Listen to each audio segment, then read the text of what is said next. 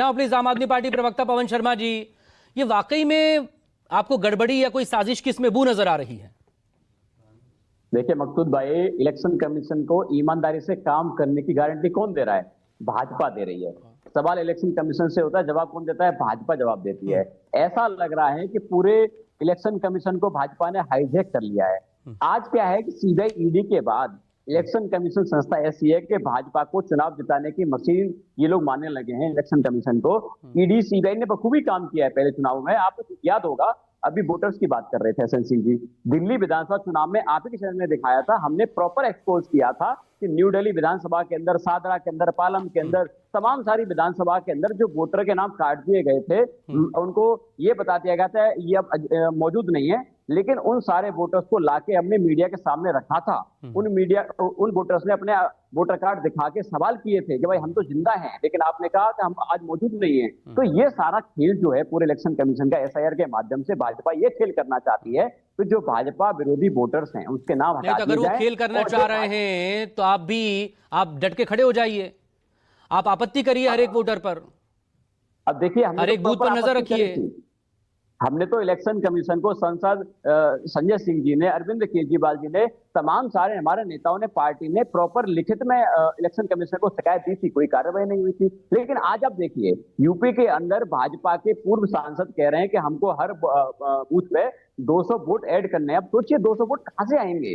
अब एसआईआर की प्रक्रिया होने के बाद 200 वोट ऐड कर देंगे। आप फिर समझिए, पूरा जब एसआईआर आपका हो गया मतलब कि आपने सब कुछ, क्या इतना आसान है उसे ऐड करना? भाई यही तो सवाल हो रहा है ना, क्या वाकई में इतना आसान है? और अगर वो इतनी आसानी से कर लेंगे तो फिर विपक्ष होने के नाते आप क्या करेंगे? देखिए मकसूद जी, यही तो हो रहा है।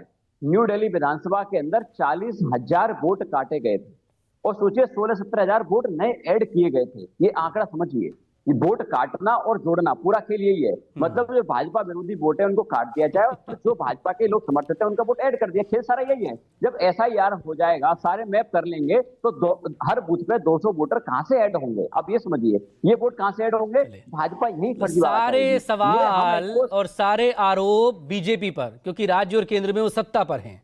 ठीक है एसएन सिंह साहब, सारे सवाल और आरोप आप ही से, लेकिन इस सबसे अलग किसे इसका फायदा होगा, किसे इसका नुकसान होगा, इससे आगे बात बहुत बड़ी है और बात दरअसल अधिकारों की है।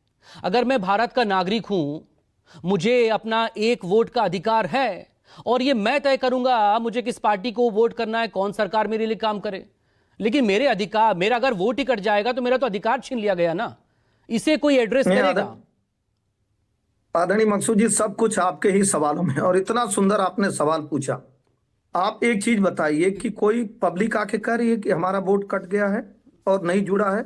ऐसा नहीं होगा। दूसरा, अभी कांग्रेस के आम आदमी पार्टी के प्रवक्ता ने कहा, तो आप इनसे पूछिए कि जब एक लिस्ट आएगी, चाहे वो गांव की हो, मोहल्ले की हो, या आप कहीं की भी हो, वहां के जितने लोग हो वो देखेंगे ना कि 600 लोगों का नाम आया है, तो ये 600 कौन है? ऐसा तो नहीं है कि वो भारत के बाहर का कोई होगा, किसी मोहल्ले का होगा, गांव का होगा, नहीं पता होगा। जो भ्रम जाल कहा जाता है ना, भय की जो भीत होती है, भ्रम का जो जाल होता है, वो सोने चांदी रेशम की नहीं होती है। वो भ्रम फैला के इसी तरह करने का कार्य होता है। आम आदमी पार्टी को एग्जाम्पल के तौर पे समझाऊंगा। ओखला और तुगलकाबाद में 155 वोट ऐसे पाए गए, एक मकान जो वोटर थे ही नहीं, वोटर लिस्ट में उनका नाम था। जब आम आदमी पार्टी के लोग उस पर लड़ाई लड़ रहे थे, उस समय भी कहा गया, चुनाव आयोग ने भी कहा कि आप ले आके ऐसे तो बहुत से फिर वो दिखे कर्नाटक से लेकर हरियाणा में। राहुल गांधी ने बताया है कि कैसे एक ही जगह पर या एक ही घर में 100 वोटर या उससे ज्यादा हैं।